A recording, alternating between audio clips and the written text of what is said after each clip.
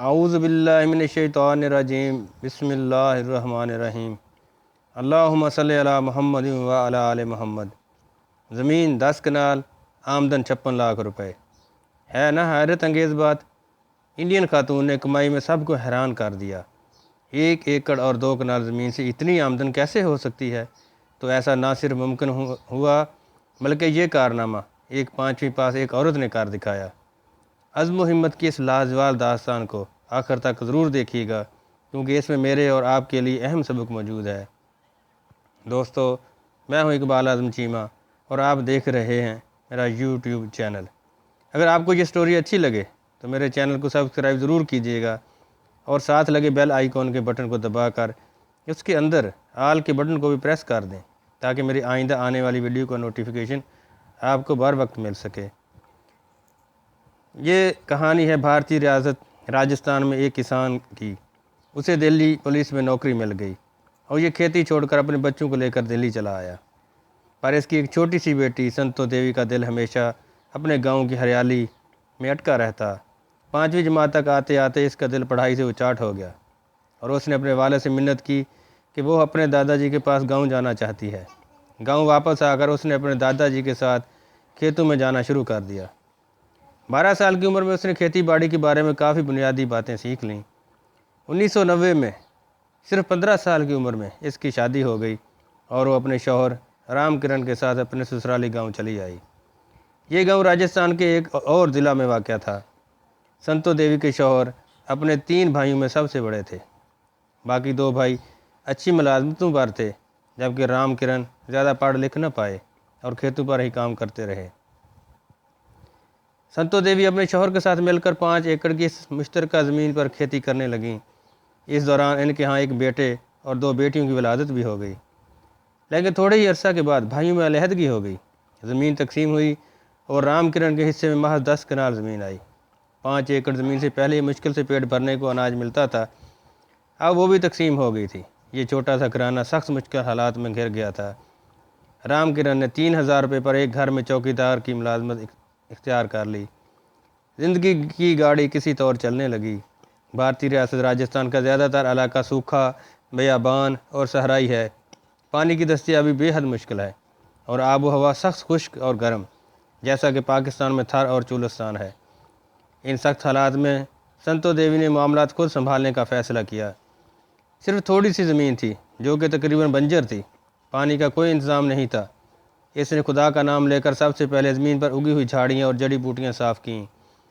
اس نے اپنے دادا کی زمینوں پر یہ دیکھا تھا کہ وہ کوئی کیمیاوی کھاد استعمال نہیں کرتے، بلکہ صرف قدرتی کھاد کا استعمال کرتے تھے اور ان کی فصل شاندار ہوتی تھی، جبکہ اس کی سسرالی زمینوں پر کیمیاوی کھادوں کا زیادہ استعمال ہونے کی وجہ سے یہ زمینیں اپنی زرخیزی کھو چکی تھیں۔ اس نے کیمیاوی کھاد کا استعمال ختم کرنے کا فیصلہ کیا۔ اس نے زمین پر محنت کرنا شروع کی، مگر روایتی فصلوں باجرہ اور جوار سے ہونے والی آمدنی سے بیج، کھاد اور مزدوری کا خرچ بڑی مشکلوں سے پورا ہو پاتا تھا۔ حالات بہت مشکل ہوتے گئے۔ اس گھور اندھیرے میں ضلع سیکر کے زراعت افسر اس بدحال گھرانے کے لیے روشنی کی کرن ثابت ہوئے، جنہوں نے اس گھرانے کو انار کاشت کرنے کا مشورہ دیا۔ 2008 میں انہوں نے وہاں کے زرعی ادارے سے انار کے 220 پودے خریدے، جن کی کل قیمت 8000 روپے بنی۔ اگرچہ وہاں کے فروغ کاروبار کے ادارے نے ان کو اس خریداری کے لیے سبسڈی بھی دی، مگر پھر بھی بقایا رقم پوری کرنے کے لیے ان کو اپنی اکلوتی بھینس بھی فروخت کرنا پڑی۔ ان کی زمین پر آبپاشی کے لیے پانی کا کوئی انتظام نہیں تھا۔ بھینس کی فروخت سے حاصل ہونے والی بقایا رقم سے انہوں نے ایک چھوٹا سا ٹیوب ویل لگوا لیا۔ پانی کی ایک ایک بوند قیمتی تھی، سو انہوں نے ڈرپ اریگیشن پر جانے کا فیصلہ کیا، مگر مشکل یہ تھی کہ گاؤں میں اس وقت بجلی نہیں تھی۔ انہوں نے ایک پرانا جنریٹر خریدا اور اپنے ایک پڑوسی کے راشن کارڈ پر جنریٹر کے لیے مٹی کا تیل خریدا اور اس کے ذریعے سے پانی کا نظام چلانے لگے۔ قدرتی کھاد کا انتظام کرنے کے لیے انہوں نے 2 عدد دیسی گائیں خریدیں۔ ایک گڑھا بنا لیا گیا تھا جس میں ان گایوں کے گوبر، پیشاب، بچے ہوئے چارے اور گھر کے نامیاتی کوڑے جیسا کہ سبزیوں کے پتے، چھلکے وغیرہ کو ڈال کر نامیاتی کھاد تیار کی جانے لگی، جبکہ ان کے دودھ سے پورے گھرانے کے کھانے پینے کی ضروریات پوری ہونے لگیں۔ یہ بہت سخت وقت تھا۔ رام کرن اپنی ملازمت کے علاوہ جو بھی وقت ملتا اپنی بیوی کا ہاتھ بٹاتے۔ بعد میں بچے بھی اسکول سے واپس آ کر اپنے ماں باپ کا ہاتھ بٹانے لگے۔ پودے بڑے ہونے لگے संतो देवी हर पौधे को हर 6 माह के बाद गोबर से बनाई गई 50 किलोग्राम खाद डालती। उन्होंने शाख तराशी की तकनीक इस्तेमाल करना शुरू की ताकि फलदार शाखों के अलावा गैर ज़रूरी शाखें पौधे को दी गई खुराक में मुफ्त की हिस्सेदार न बने। पौधों पर कीमियावी जहरों के स्प्रे की बजाय कुदरती जड़ी बूटियों से तैयार शुदा दवाई का छिड़काव किया जाता। संतो देवी ने इस स्प्रे में गुड़ की आमेज़िश कर दी, जिसकी वजह से शहद की मक्खियाँ ज़्यादा से ज़्यादा तादाद में आकर फूलों की बार आवरी में हिस्सादार बनने लगीं। सिर्फ कुदरती खाद के इस्तेमाल ने ज़मीन की जरखेज़ी का काम करने वाले केंचुओं को दोबारा ज़मीन की तरफ आने पर माइल किया। नतीजतन ज़मीन की ज़्यादा जरखेज़ी की सूरत में निकला।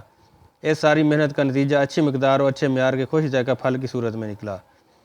इस घराने को अपनी मेहनत का पहला फल 3 साल की कड़ी मेहनत के बाद मिला, जब यह घराना 2011 में अपनी पहले साल की फसल को फ़रोख्त करके 3 लाख रुपए का मुनाफा कमाने में कामयाब रहा। बिलाखिर बज़ाहिर एक मामूली तालीम याफ्ता औरत अपने अज़्म, हिम्मत, मेहनत और इस्तक़लाल की बदौलत एक मफलूकल हाल घराने को गुर्बत के तारीख गड्ढे से निकाल बाहर करने में कामयाब रही थी। लेकिन बेहतरी और तरक्की का सफ़र तो अभी शुरू हुआ था। संतो देवी ने अपने बाग के इर्द गिर्द आड़ू के पौधों की बाड़ लगाई। इसके कई फ़ायदे हुए। एक तो आड़ू के पौधों ने पूरे बाग को झुलसाती हुई गर्मी से बचाए रखा। दूसरा, आड़ू के पौधे की जड़ें ज़मीन में मौजूद कैल्शियम से तामुल कर लेती हैं, जिससे ज़मीन में कैल्शियम की कमी नहीं होती। तीसरा, इसके फल से इजाफी आमदनी भी मुमकिन है। संतो देवी और उनके शौहर ने फसल की फ़रोख्त के लिए स्मार्ट मार्केटिंग की तकनीक अपनाई।